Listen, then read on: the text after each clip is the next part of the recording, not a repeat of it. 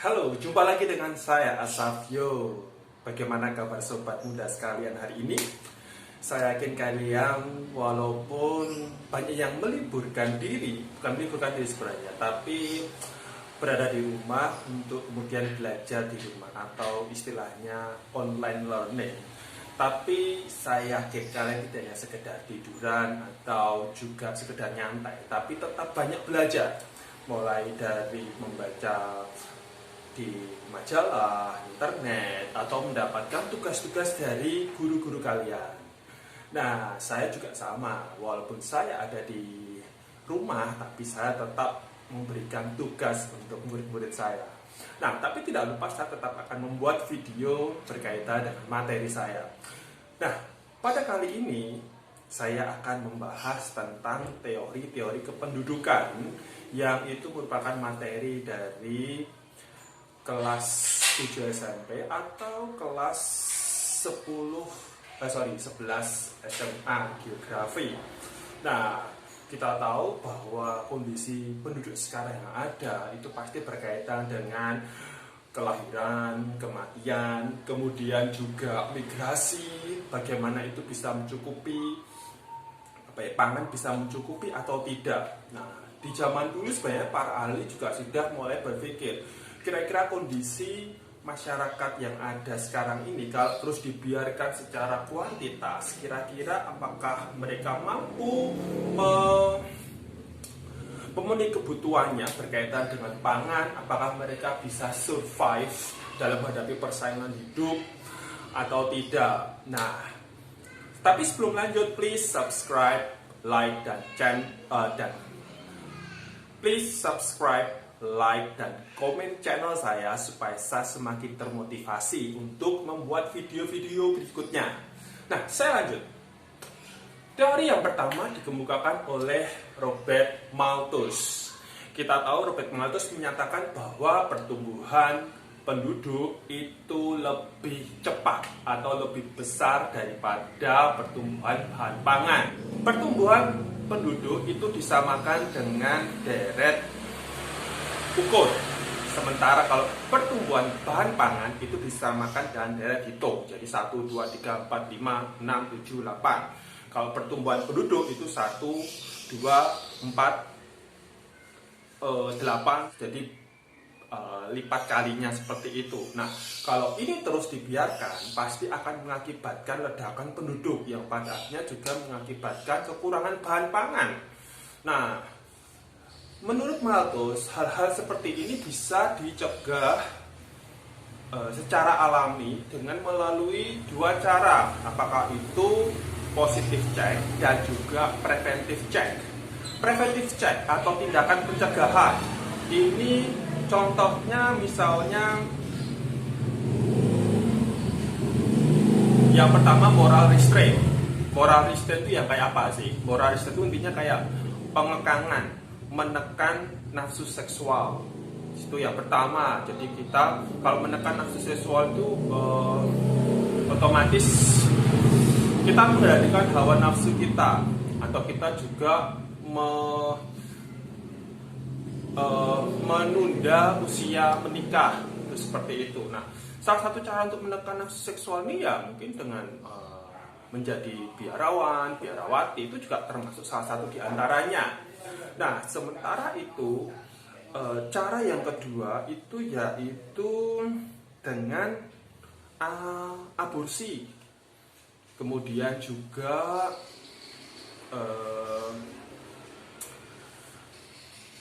KB, kemudian juga mendukung adanya, bukan mendukung sebenarnya, tapi dengan adanya homoseksual ini bisa mempengaruhi pengurangan tingkat kelahiran, itu seperti itu. Nah, kemudian cara positif check itu juga dengan dua cara. Cara yang pertama yaitu kejahatan yang untuk mengurangi kematian ini bisa itu membunuh orang-orang cacat, orang-orang yang sudah tua seperti itu. Atau yang disebut juga dengan misery. Misery ini kayak seperti ada wabah penyakit seperti yang sekarang, mungkin kalau sekarang kan mulai merebak virus corona, sehingga setiap orang itu belajar di rumah, bekerja di rumah karena tingkat kematian mungkin cukup besar. Atau juga karena adanya peperangan, kemudian juga karena ada bencana alam, mulai dari gempa bumi atau banjir atau tsunami seperti itu. Nah, dari berbagai hal ini, maka Malthus itu hanya menyetujui cara moral restraint, yaitu ya kita secara kayak religius atau istilahnya, intinya cara yang paling normal sesuai dengan logika kita adalah usahakan untuk menekan nafsu seksual kita. Jadi nggak terburu-buru untuk menikah misalnya, seperti itu. Tidak mengumbar nafsu seks kita kemana-mana misalnya. Jadi otomatis itu juga akan mengurangi tingkat kelahiran penduduknya. Kemudian juga teori ini ternyata mendapatkan kritikan. Kritikan yang pertama apa? Bahwa Malthus itu tidak mempertimbangkan bahwa kemajuan teknologi bisa mengakibatkan sektor bahan pangan, pertanian itu bisa bertambah jumlahnya dengan hasil yang signifikan. Begitu juga dengan sarana transportasi yang semakin canggih membuat orang itu dalam memindahkan bahan pangan dari satu tempat ke tempat yang lain itu makin mudah. Seperti itu. Nah, kemudian teori yang kedua yaitu teori neo-Malthusian. Teori neo-Malthusian yang dikemukakan oleh Paul Ehrlich dan juga Gareth Gardin itu menyatakan mereka itu setuju aja dengan teorinya Malthus, tapi mereka nggak setuju kalau misalnya hanya sekedar moral restraint. Karena jumlah penduduk yang terlalu besar, kalau hanya sekedar menekan nafsu seksual itu hal yang impossible gitu. Jadi itu tidak logis, karena bagaimanapun manusia itu pasti akan mungkin dia akan tergoda untuk melakukan seks seperti itu. Nah, cara yang paling logis kan nggak mungkin dong kalau misalnya menyetujui pembunuhan kayak gitu, itu kan terlalu kejam. Jadi menyetujui yang adanya penggunaan alat kontrasepsi atau penerapan keluarga berencana, itu cara yang diterapkan oleh kelompok neo-Malthusian. Kemudian kelompok yang ketiga atau teori yang ketiga ini adalah teori Marxis. Nah, teori Marxis jelas kita tahu itu dikemukakan oleh Karl Marx. Teori Karl Marx ini menyatakan bahwa tingkat pertumbuhan penduduk yang tinggi justru mengakibatkan produktivitasnya menjadi tinggi juga. Nah, contoh nih, kalau saya bisa menghasilkan, misalnya kalau saya kerja di pabrik, saya menghasilkan sehari mungkin 5 barang. Tapi kalau ternyata penduduknya tambah banyak, otomatis barang yang dihasilkan juga tambah banyak dong. Nah, tentu saja dengan cara seperti ini tidak perlu ada pembatasan jumlah penduduk. Karena ngapain dibatasi? Justru kalau dibatasi produktivitasnya akan menurun, jumlah barang yang dihasilkan juga rendah. Umumnya teori Marxis ini itu diterapkan oleh negara-negara komunis zaman itu, misalnya kayak di Eropa Timur, kemudian di Tiongkok, kemudian di Rusia, Vietnam, seperti itu.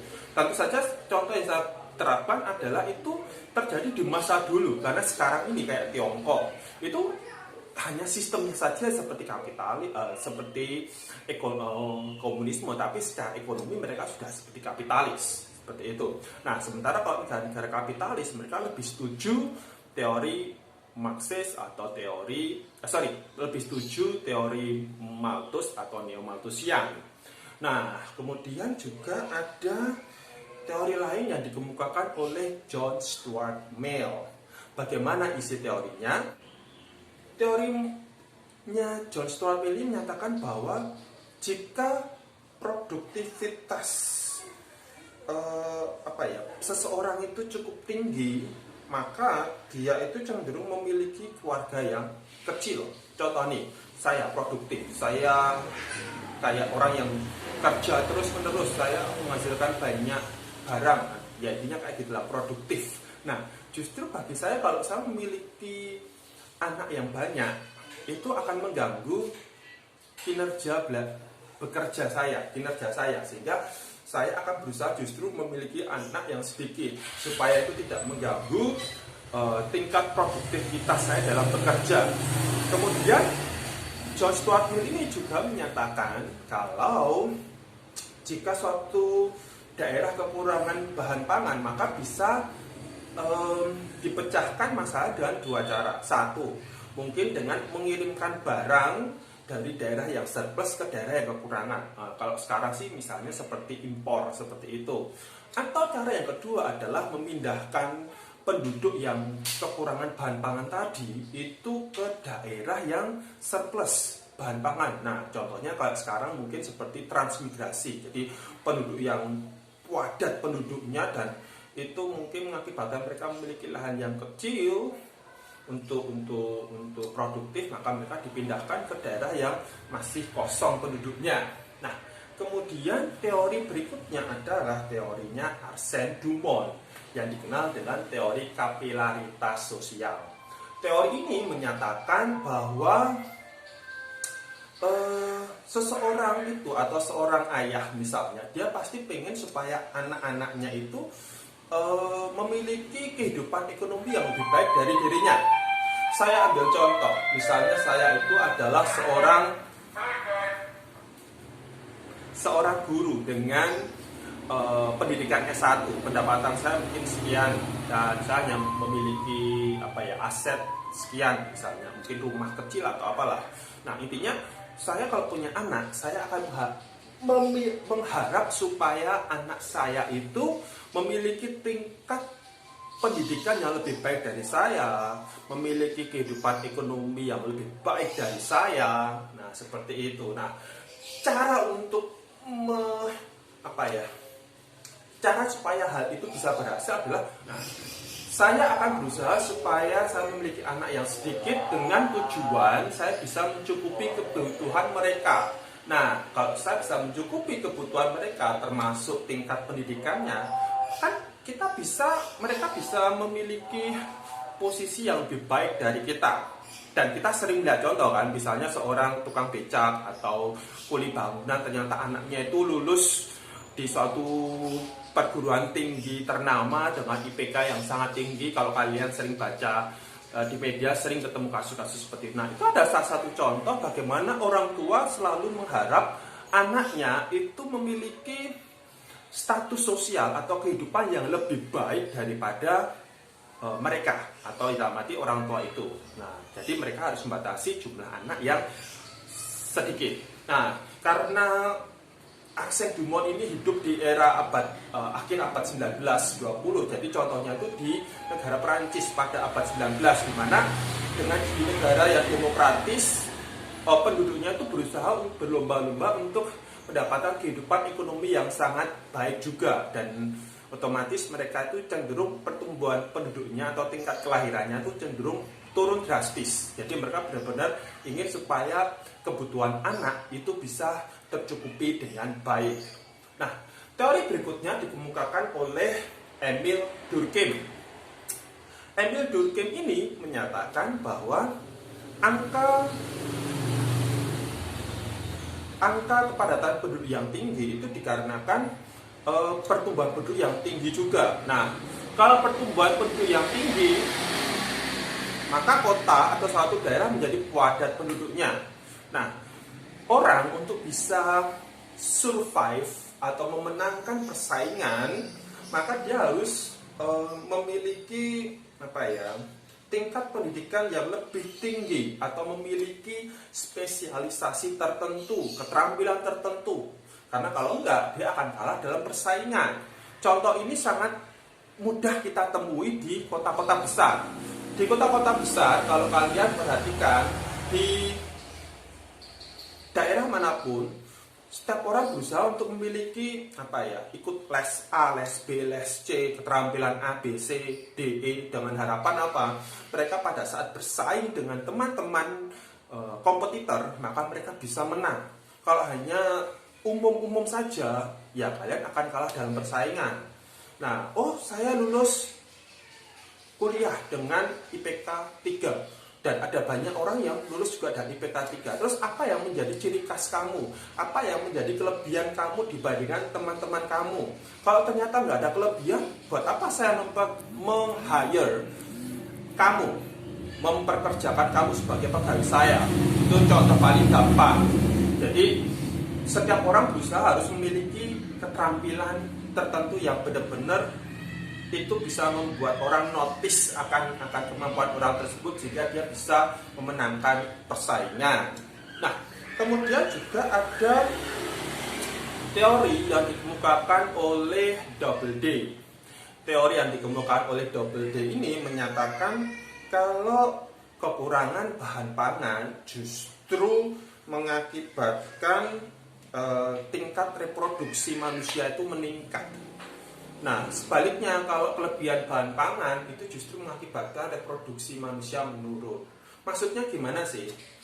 Kekurangan bahan pangan itu berarti mengakibatkan tingkat kematian anak itu kemungkinan menjadi sangat tinggi. Nah, kalau saya jadi orang tua, di daerah itu ternyata tingkat kematian anak sangat tinggi karena gizi buruk.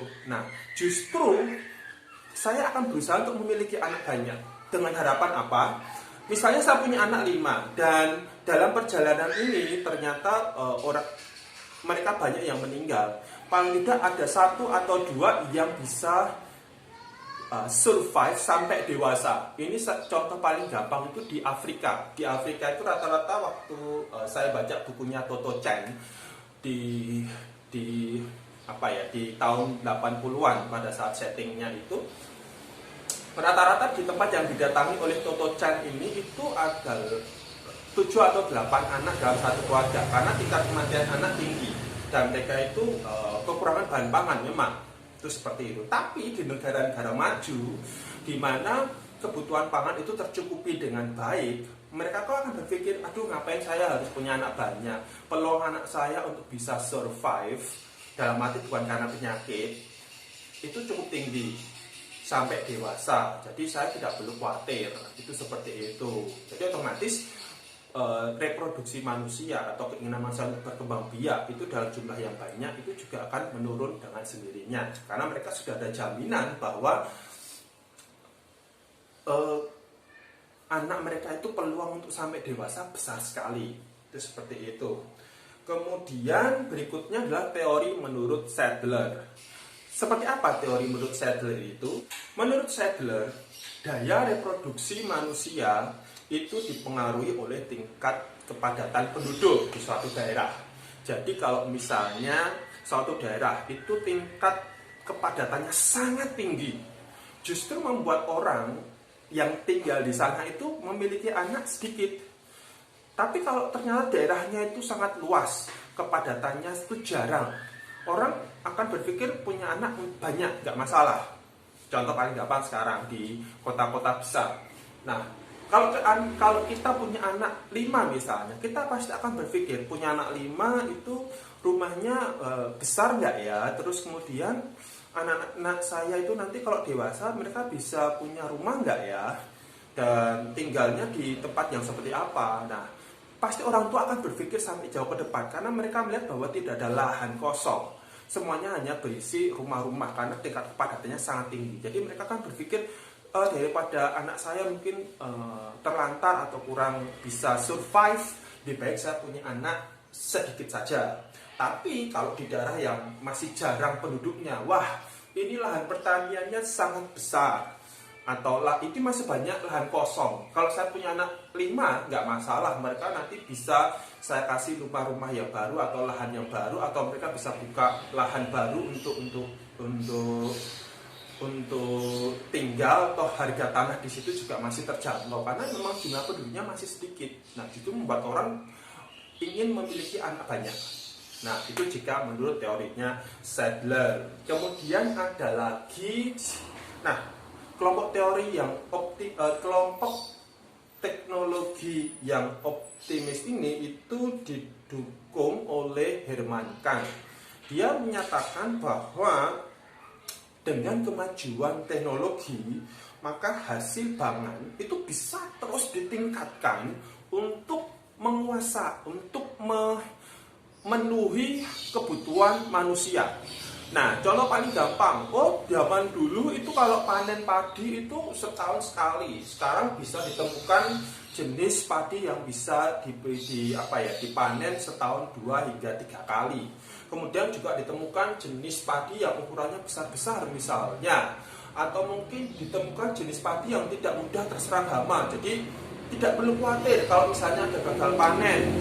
Atau misalnya ditemukan kemarin saya pernah lihat kayak padi yang ukurannya tinggi, jadi dia ukurannya tinggi dan bisa panen banyak.